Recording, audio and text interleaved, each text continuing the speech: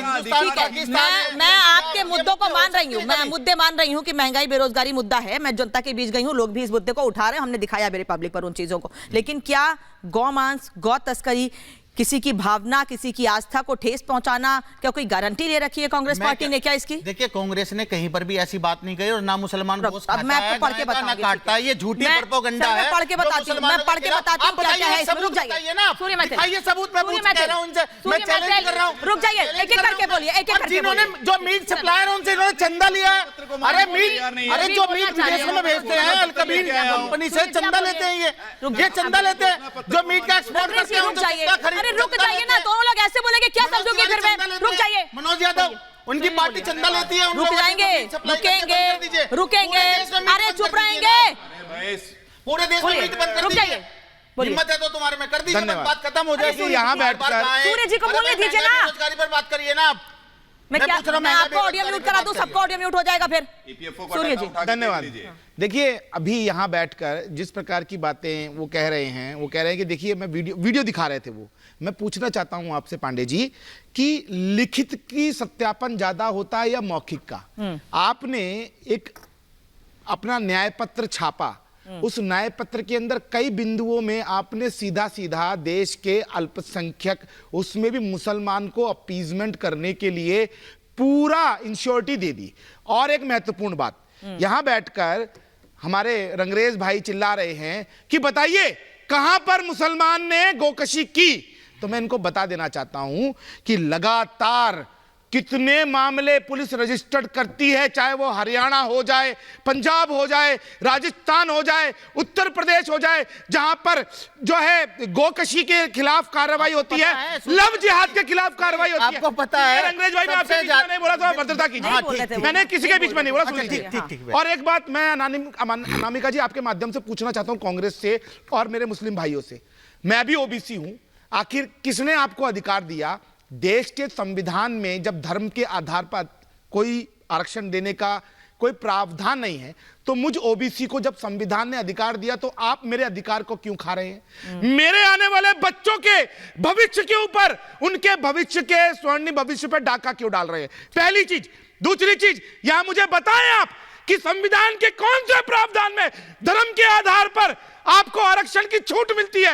इसका उत्तर दें। अनामिका जी, मैं ये पूछना चाहता हूं, आप ही करेंगे कि आखिर ये देश संविधान से चलेगा या इनकी मुस्लिम तुष्टीकरण की राजनीति से चलेगा? पहले ये पीछे के रास्ते से देश के संसाधनों को लूटते थे, और अब मोदी जी के आने के बाद जब देश के संसाधनों पर लूट बंद हो गई, तो उसके बाद अब कांग्रेस की सरकारें सामने से हमारे अधिकार को इनके हाथ में दे रही हैं। आप लोगों को लगता है कि साथ में बोलेंगे तो कोई कुछ समझ पाएगा? मुसलमानों की मॉब लिंचिंग होती है, उसके बारे में तो आपके मुंह में दही जम जाती है भाई। जब निहत्ते मुसलमानों की मॉब लिंचिंग होती है, आप लोग क्यों? नाम बताइए, नाम बताइए, या नाम बताइए। पहलू खान कौन है? पहलू खान कौन है?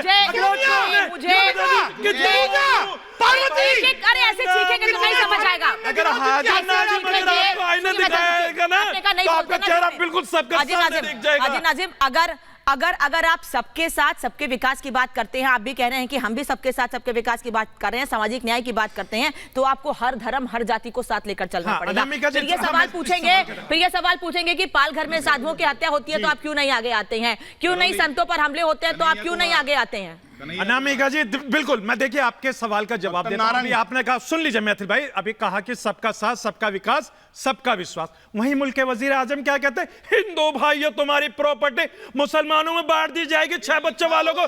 सुन लीजिए, 6 बच्चों वालों, किसके बच्चे?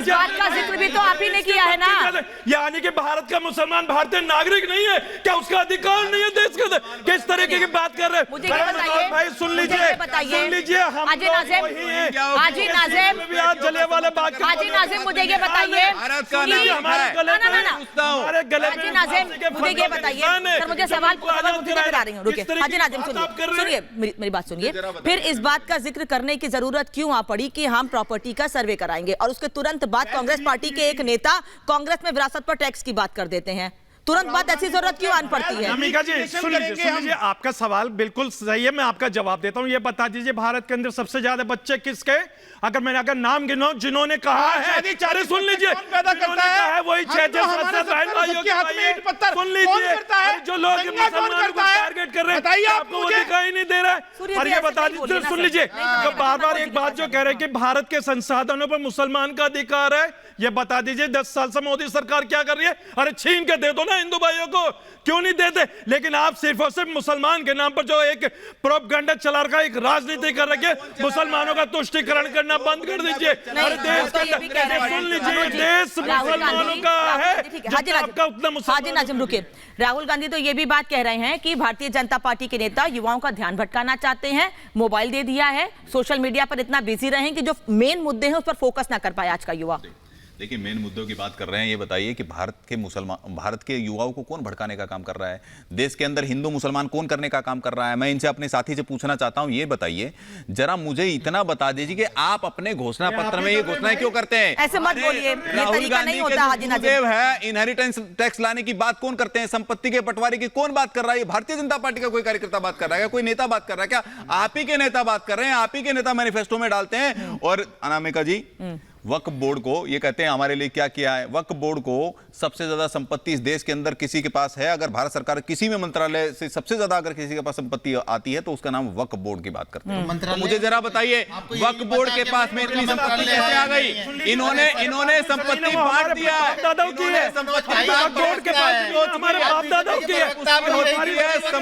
सबसे ज्यादा उनके पास कैसे आई? केवल ये 4 लोग इकट्ठे बोलेंगे तो मैं ही समझ नहीं पा रही हूँ यहाँ पर। की राजनीति के कारण ऐसा किया जाता है। और मैं आपको बताता हूँ, यही नहीं, मैं बताता हूं, एएमयू अमेंडमेंट एक्ट 1981 में ये लोग लेकर के आए, पता है? वहां पर एससी, एसटी और ओबीसी का आरक्षण खत्म करके 50% मुसलमानों को देने का काम किया। मैं पूछता हूं कि इस देश के संसाधनों पर केवल एक वर्ग विशेष का ही बार-बार नाम क्यों लिया जाता है? क्योंकि और वो भी सबसे बड़ी, सेकंड लार्जेस्ट पॉपुलेशन है। मैं पूछता हूं, सबसे बड़ी दूसरी लार्जेस्ट पॉपुलेशन है, उसके बावजूद भी क्योंकि कांग्रेस पार्टी केवल और केवल वोट बैंक के लिए वादा किया था, बताइए कितनों को आपने नौकरी दी है? Bharatiya Janata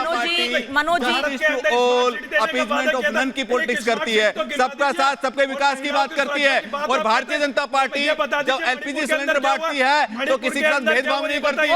okay sir, please, तो भेदभाव नहीं करती है। आयुष्मान कार्ड देने का काम करती है तो भेदभाव नहीं करती है। 11 करोड़ नल से मनोज जी को और अंग्रेज जी को साथ में रखिएगा, भेदभाव नहीं करती है। 50 करोड़ मनोज जी, मैं आपकी बात कर अंग्रेजी से जवाब पार्टी करती है। सुनिए मेरी बात सुनिए हाजी साहब, जो नहीं हाजी साहब अभी रुकिए, जो आपको स्क्रीन पे दिखेंगे ना वो लोग बोले तो ज्यादा बेहतर है। अगर आप लोग एक साथ बोलेंगे तो मुझे किसी की